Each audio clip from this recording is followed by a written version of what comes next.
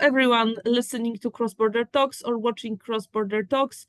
Together with Veronika Susova-Salminen, who is one of the permanent authors of our media project, we are going to discuss transformations inside Russia today. Russia is making headlines nowadays because of the Ukrainian offensive in Kursk region, but military history is something you'd rather follow on other channels. We are going to look into political situation, a bit of social situation, political prospects for Russia, because Russians are going to go vote in another elections this year. And we will explain why this is important. And we will ask also questions about peace initiatives of Viktor Orban and Narendra Modi, how valuable they are and how important they are. How are we close to finishing the war with them or not really? And as I said, my guest, or rather my partner in this talk today, will be Veronika Susova-Salminen, our permanent co-author, a specialist on Russia, researcher, anthropologist based in Finland currently. Hello, everybody. Thank you for inviting me. Yes, and my name is Małgorzata Kulbaczewska-Figat. I am joining you this time from Wrocław, southern Poland.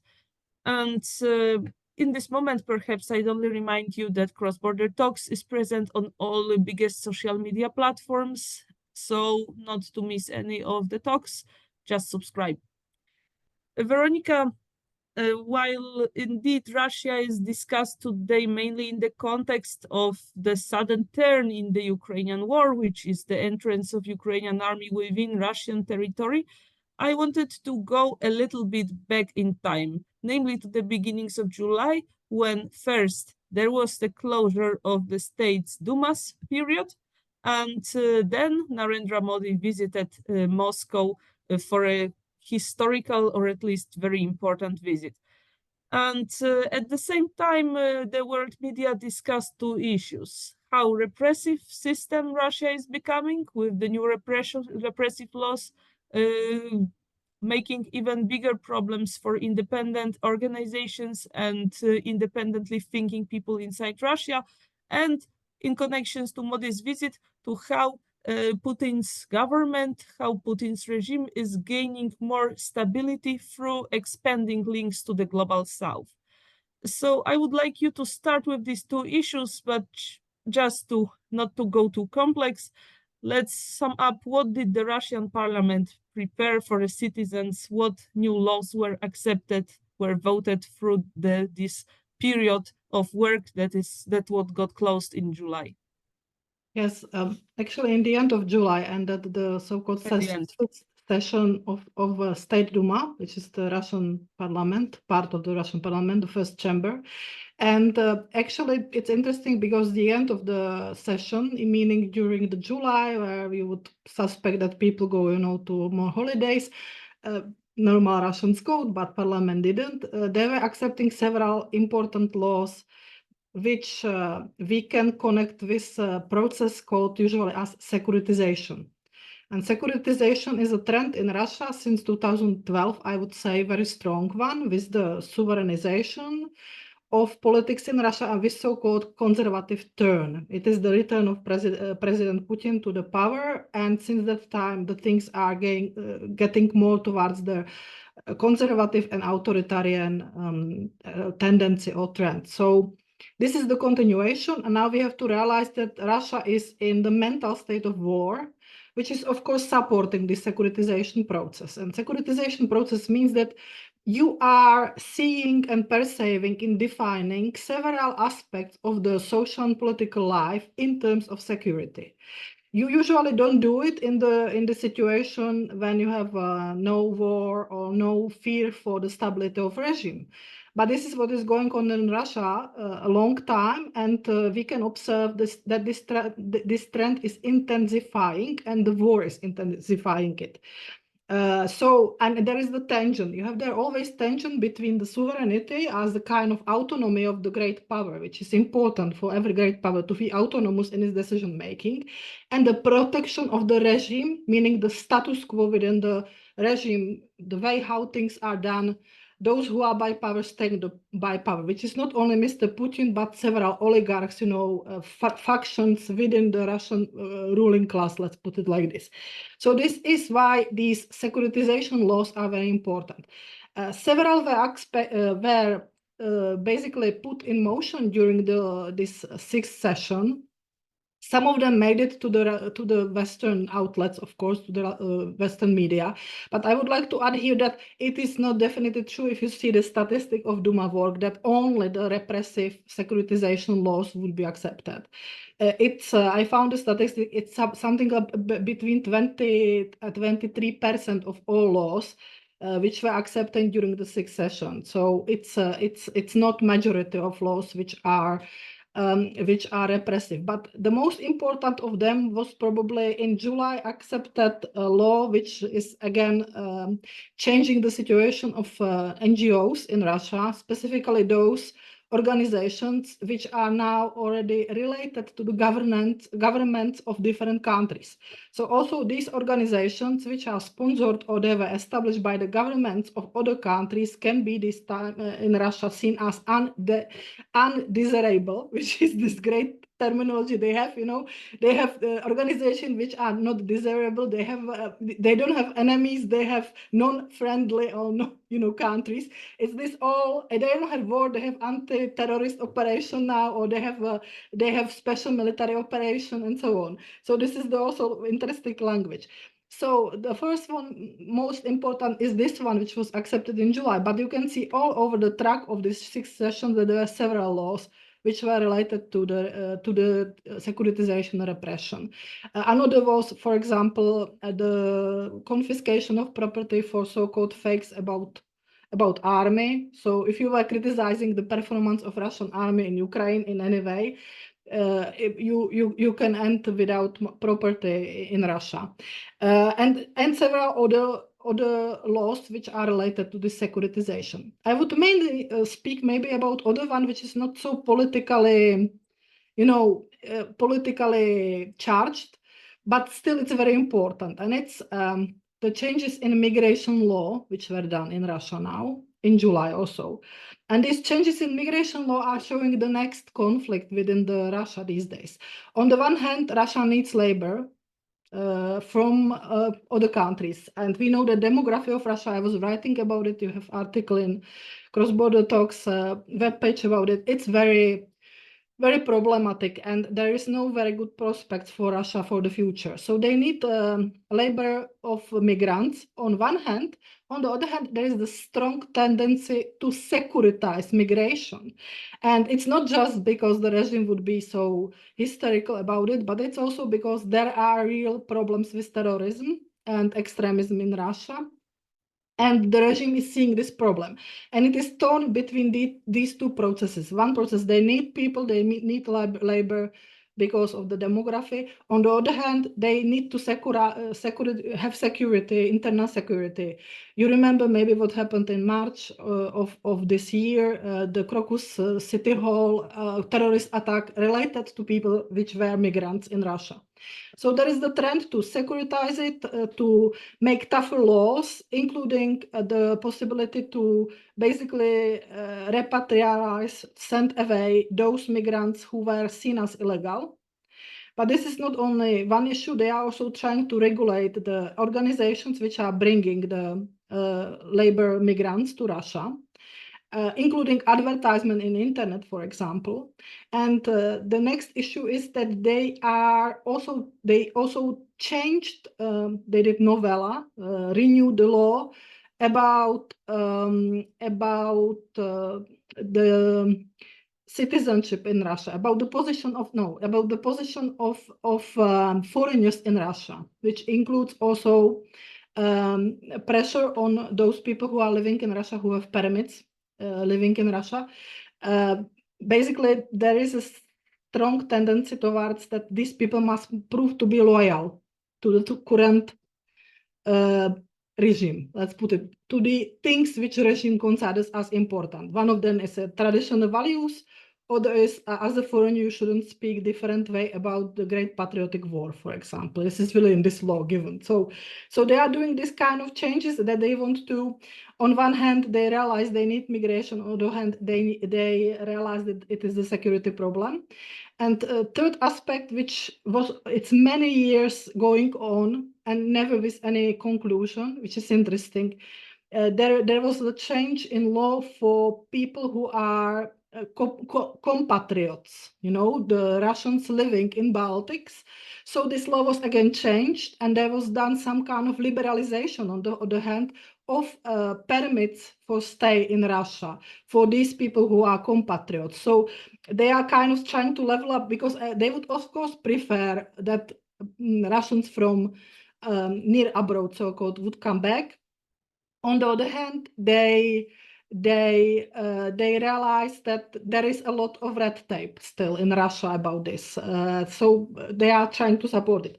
So that was the second trend. And you can see really that in immigration law, the securitization is also very important. And finally, maybe one law which is, again, speaking that not all laws are repressive, but it is super important law, is the law which was changing the taxation in Russia. Because Russia was for many years having the tax which was equal, the tax for everybody was 15%, if I remember correctly. It's many people, many countries in the Central East Europe are having this the flat tax system.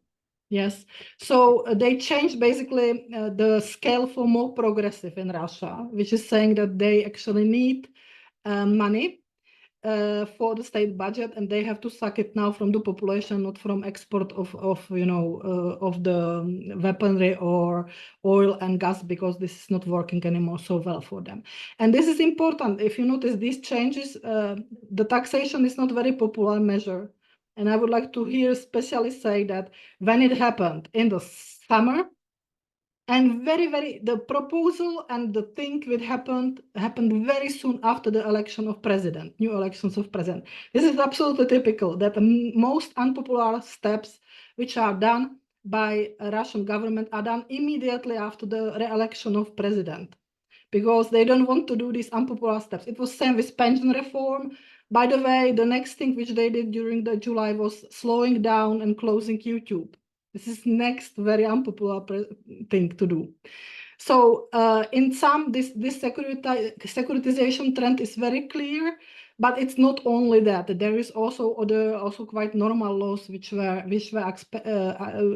done during the season. But the securitization is definitely continuing, unfortunately, and as I said, there are the processes which are contributing to it. So this September, the Russians are going to vote again. They are going to elect the governors in more than 15 regions, if I remember well. They are also going to vote for the State Duma for the next period. And in 13 regions, they are going to choose regional parliament, not to mention more elections on municipal level. In this context of securitization and invigilation of the society, and also putting everybody in submission to the official military identity of Russia, military or militarized, given the importance of the concept of the Great Patriotic War in the overall identity of the society that you also spoke of. So in this context, what do you see as a perspective for these elections? And why are those elections important? Because we can say with certitude they are not going to be democratic in the Western sense of the word. They are not going to be democratic in the European liberal understanding. So why they are important, and what can we expect from them? So first of all, I will repeat myself. We were talking about it after the last election. It was presidential elections. In Russia, elections are important because it is only legitimization instrument which regime has in hands. I know that in the West we like to talk about Putin, that he's Tsar, but he really has no divine rule, over the Russia. He needs every 6 years to go and try some kind of election which would look enough trustworthy, at least for some part of population. Let's put it like this. It doesn't mean that these elections are democratic. It very much doesn't mean they are fair. It doesn't mean that there is enough competition because Russia is these days really the electorate authoritarian system where the electional process is very strictly controlled and which is interesting, marketized by the Kremlin itself. There is a lot of political marketization behind it, and it's really about managing everything in not even the classical, democratic and political way. There is a high level of depoliticization. It's very interesting phenomena, but still they need this election to make themselves look that they have legitimacy to perform and govern Russia somehow. Now comes so-called, it's called officially single election day. We have to explain this because they have this single election day every year because Russia is super complex machine, which has several layers of governance, and this governance is not just Kremlin, in the centrum, but you have over 80 regions of different levels of autonomy. Russia is an asymmetric federation with a lot of different nuances within the system. So at the moment, we expect 63 different electoral campaigns on different levels. You said governors, which is the executive branch, and it is going to be in 21 regions of Russia. There is 21. From these 3 elections are going to be indirect, that the governor will be elected by the local parliament, the regional parliament, and the remaining are going to be direct. Because, as I said, it's so complex that some regions have this kind of, this kind of system, or they have this kind of system. The idea is that in one single day, the election goes on all levels. It's organized in one way, which is giving, of course, bigger control over the process. That's logical. One thing is control, other thing is, of course, organization. It can go together. And we have 3 elections to Duma, which are so-called by-election, because there are 3 deputies which died or left the office, and there are by-elections of one single mandate or one single seat or single seat by-elections. And then you have the municipal elections and the regional parliaments elections. So you have a really huge amount of different campaigns. What we now, of course, the result will be not any surprise, most likely. There will be nuances between regions because you have regions with different levels of way how things are controlled by the Kremlin. There are some regions which are having higher level of so-called protest potential, where the voter will more select the protest parties, these which are allowed, of course, because this is how is Russia working. And there are some which are really absolutely organized and controlled such a way that you can expect that there will be no any huge challenge to the United Russia and the current regime. So it will be differently nuanced, but the results are most probably, of course, support for the United Russia. But what we hear from experts and from the couloirs of Kremlin, there is from the curators of the internal politics, there is demand that these elections are, at least should be perceived as competitive. Which means that now with the registration of candidates for these different elections, which was done in July, we know that all 23 political parties which are allowed in Russia at the moment, there's 23 political parties which are registered and can compete. So all these 23 political parties will compete. But we have to realize that they will compete in different type of elections. Some will be only on the municipal level, some will be only on regional level. Only those who are the strongest position can compete for the gubernator positions, because there is filters, so-called municipality filter, for how you get the candidate through, and this filter is quite strong. So we can expect that even 23 political parties is going to compete. There will be, of course, not equal field for the competition, but it looks, of course, on the paper good that all 23 political parties are participating. And one small notice, they must, because if you don't participate in some kind of election, they will abolish you as a political party. So it's not only that they want, but if you want to continue as political party, you must be active. There are strict laws for the political parties in Russia. So these elections are important for the legitimization of regime. And I would like to only say one important maybe moment, which is just current development. We know that at the moment, the Ukrainian army is on offense or was able to bridge to Russia, and there is some kind of military conflict going on, which was brought to Russian territory.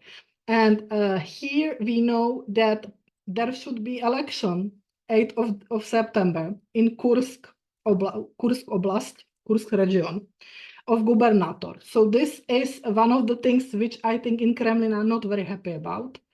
Because at the situation when this re-election should happen, you have the conflict within the Russia, which was basically,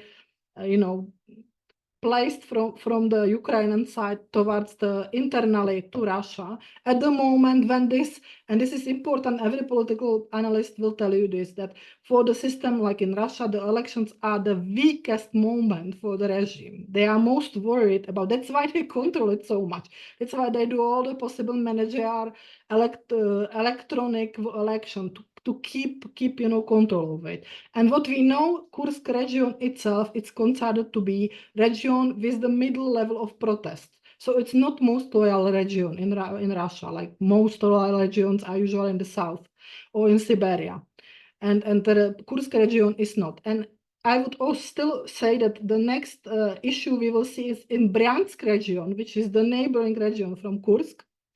Which is also, it's these three regions which are the worst always. It's Belgorod, then Bryansk, and then Kursk. These three are recently all the time under the attack from the Ukrainian side. There is the security situation is bad. So there in Bryansk is going to be election of the federal deputy, which is again not very pleasant message. Not very pleasant message for the Kremlin and for the people who are managing this election, because it can create problems for the whole election process. But it's needed to say I'm skeptical that it would destabilize all Russia because of it. That no, but it is definitely not looking good, and it is definitely, in my opinion, a problem for them at least. Yes, this is definitely a problem and a very bad news for anybody being in the Kremlin, for Putin and for all his team. And now let us have a look at international relations of Russia a bit, because as I said in the beginning, in July, Narendra Modi, the Prime Minister of India, visited Moscow. The visit was very closely followed by the media from all over the world, because the prospects of an alliance between Russia and one of the most powerful countries of the global south is really something that can change the balance in international relations. So could you give us a bit of introduction into Russia-Indian relations as they are right now, and also to tell us what are the most important results of Modi's visit? Yes, I will try to be short and clear about this visit. So, of course, it was important visit. We have to realize that Modi went to Russia as the first foreigner visit after the parliamentary election in India, when his party got next win in the elections. So this is itself very interesting, because this happened with Chinese president also.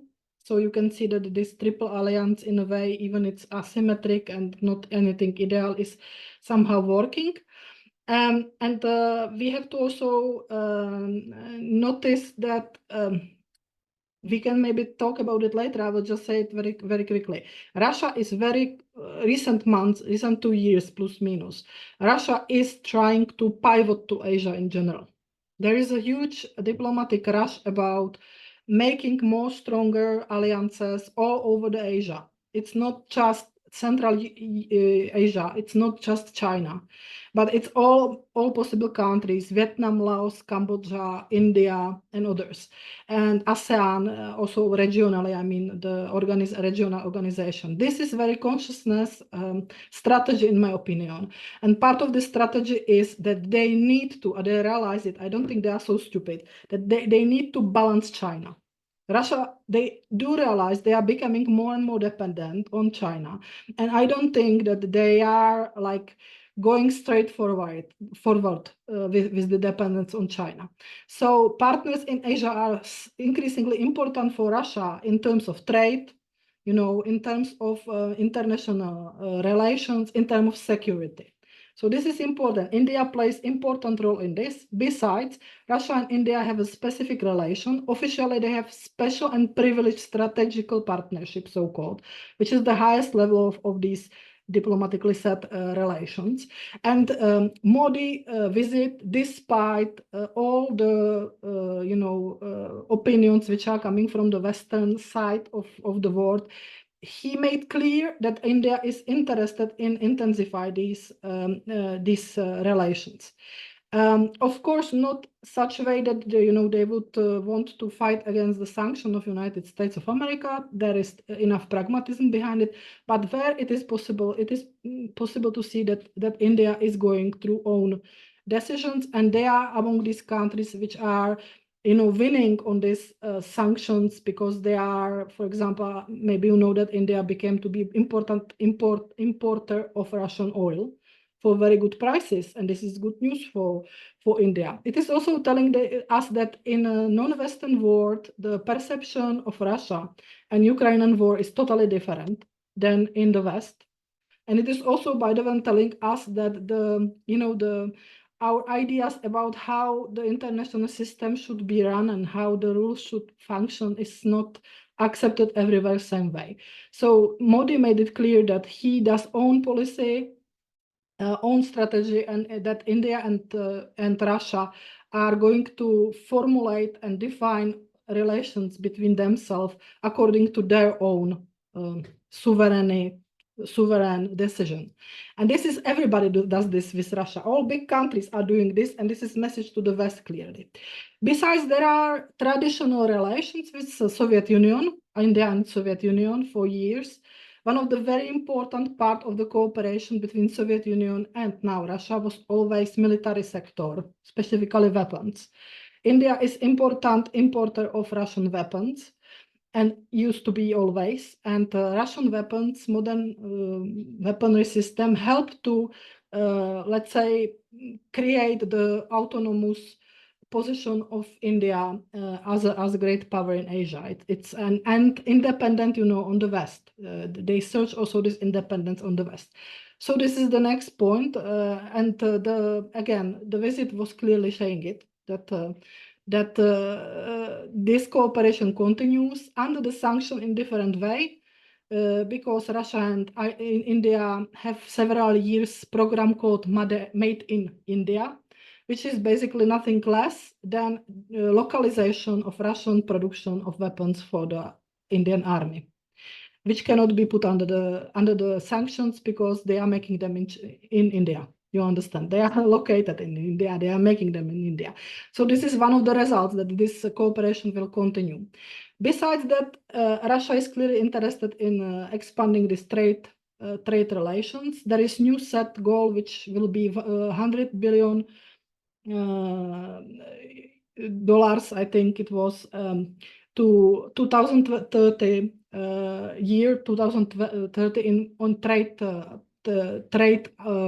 How it's called, in trading together, basically. So this is important thing. And then there is the agenda, which is interestingly very important for India and Russia, which is terrorism and fight against terrorism. You would be surprised how many paragraphs of this common declaration between Modi and Putin were dedicated to fight against terrorism. So they are sharing this. That's why also India is today in Shanghai Organization for Cooperation.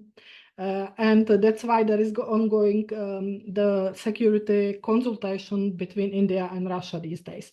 So that was the next very important part of the discussion and of the declaration.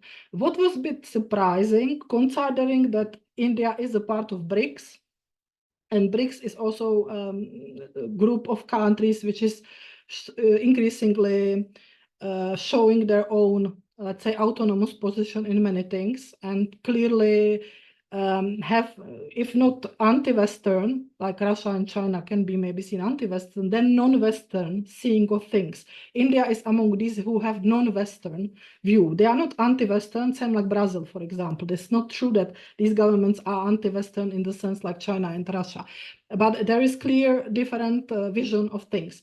So what was interesting that compared with China, with the declaration with China, Modi declaration was definitely not, Modi and Putin declaration was not too much speaking about the new, new sovereignization, this democratization of international relations, and so on. So compared with China, where it was clearly this polycentrism and this idea, it was nothing like this there, which is probably a compromise which was reached on the diplomatic level, because as we know, India is non-Western, but it is cooperating in security issues with West, and the reason is China, because we know what issues India and China are having, and we know that Russia is trying to mediate, but the issues are still continuing, and the security issues related to the Asia are continuing. So China is important factor to understand there, and it's not always totally negative, but it is often also negative for the Indian side. Not so negative for Russia, but as I said, they both need to balance against China,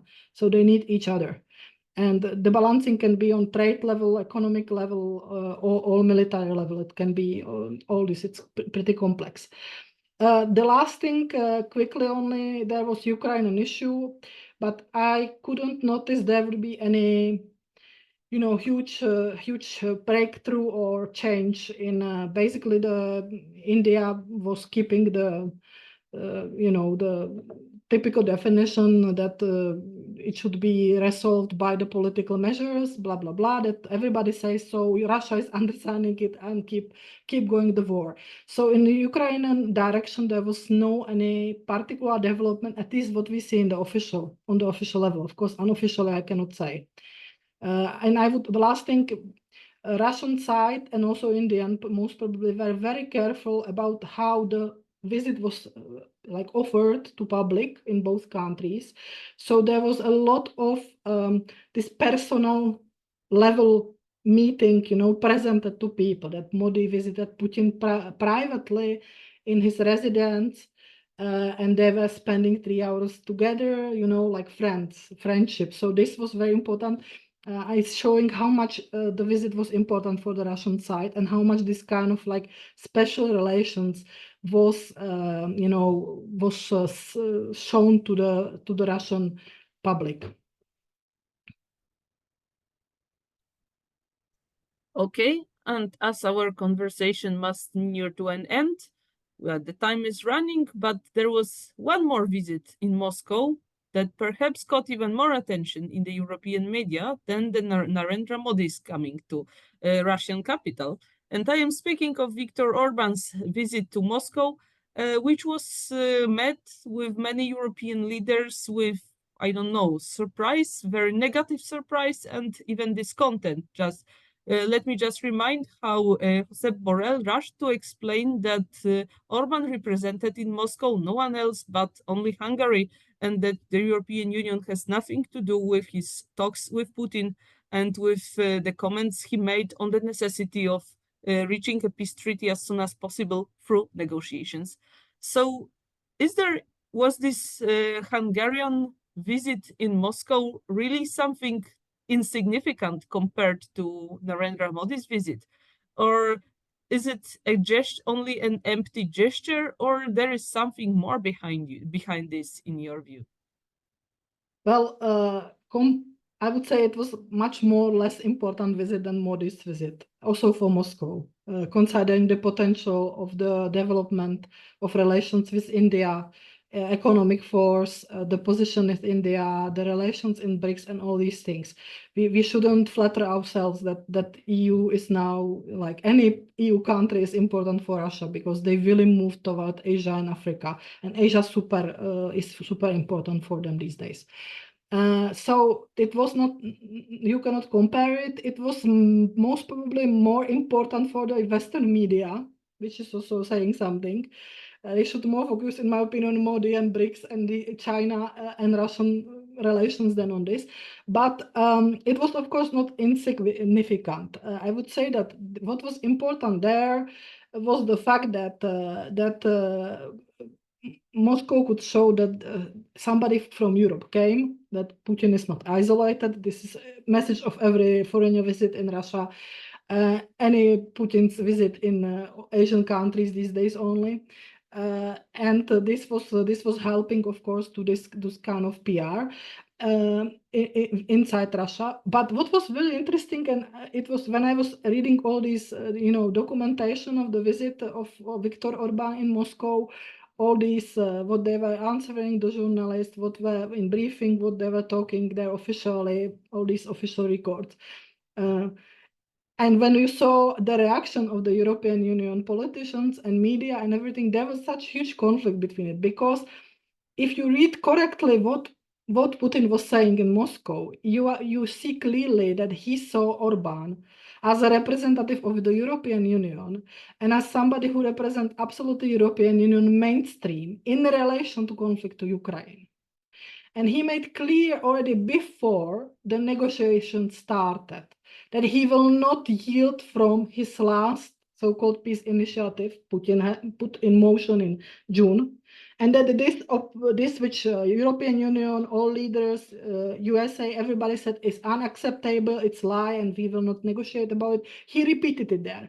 So at that moment you could see that there is no any yielding, and he said we can speak with Mr. Orban about nuances, about details maybe, but I am not going to change my position because Mr. Orban came.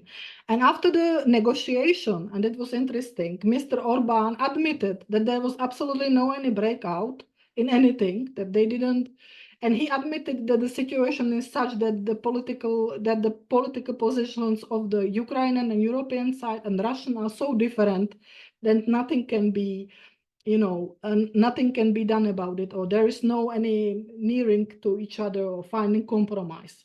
That he admitted. But what Mr. Putin said openly, and this goes absolutely, against this European interpretation, is really that Mr. Orban was for him just the representative of the European Union, and that Mr. Orban didn't bring anything new to Russia. This is important. He didn't propose anything new. It was clear from all, if you read it, it's on Kremlin site, you can find it there. He didn't offer anything. So my opinion is that this was much more PR visit for Orban, because you have to realize other nuances. Orban is a politician which is at the moment building its reputation on the speaking about peace. With Ukraine, and the visit. Hungary became to be the president country of the European Council. That was the first thing, but it was very quickly after Orban and others created this Patriots of Europe fraction in the European Parliament, and I think this was one of the things which was helping to create the PR for the audiences, which are, supporting Orban and these Patriots of Europe, that he is trying at least. Here you see, I go there to Moscow and I try to negotiate, and I try to do something. But he admitted, and his foreign minister admitted, that they didn't have any new ideas, and they didn't believe they can succeed in anything. That's also interesting. It was also after the visit. What is important is that he was following then in other countries. If you realize, he went to China also to speak about the peace initiative, and he also went and negotiated with Turkish President Erdogan. So there was he was trying to get in this several, triangle of countries which could cooperate. And finally, as the last drop was visit of Mr. Donald Trump in the United States of America. So I see it as a kind of PR, diplomatic PR, with the fact that Hungary and Mr. Orban have no such position to really negotiate any peace. And you could see that Russia doesn't see Orban despite everything. And you can see whatever in Russian newspaper they are writing about Mr. Orban as a hero of sovereignty in European Union. And they were using the visit, and specifically they were using the reaction in the Europe for the visit as showing, have a look how he is heroic and how he tries, and this was there. Still, there was no any breakout, there was no any change. It was really the, in my opinion, kind of diplomatic PR for Mr. Orban more than anything really substantial. And there is, of course, this, you can discuss who would be the best negotiator. And during July, besides China, appeared also, by the way, Mr. Modi from India, that India could be maybe the best solution for the mediation of this conflict because of its position in the international system, its specific relation to the Anglo-Saxon world, this non-alignment mentality, and so on. But this is everything only speculation, because as you can see, we don't see any changes since Orban was in Moscow, since Modi was on Moscow, I mean in the Ukrainian direction, and now we have this attack. So let's see how this will develop. Yes, I believe that if any negotiations are going to start to end the Russian-Ukrainian war, they will depend largely on what happens in the battlefield. And what is going on in the battlefields right now when we are recording these episodes is perhaps not a breakthrough, but in this one of the game changers during this war. And most probably, yes, we are not military experts, but definitely it's important development. We will see what will come out of it, because there is also a lot of speculation. What does it mean? But we can return to it next month, maybe. Yeah, possibly. And as we will be certainly returning to Russia in future episodes, for example, to comment on the elections that are scheduled to take place in September after they actually take place. So stay with us, subscribe Cross Border Talks not to miss any episode. You can also share your thoughts, ideas, comments in the comment sections. We are very interested to hear from you. You can also write what topics you would like to see covered in future cross-border talks. And thank you very much for your attention today. This conversation was brought to you by Małgorzata Kulbaczewska-Figat and Veronika Susova-Salminen. Thank you very much.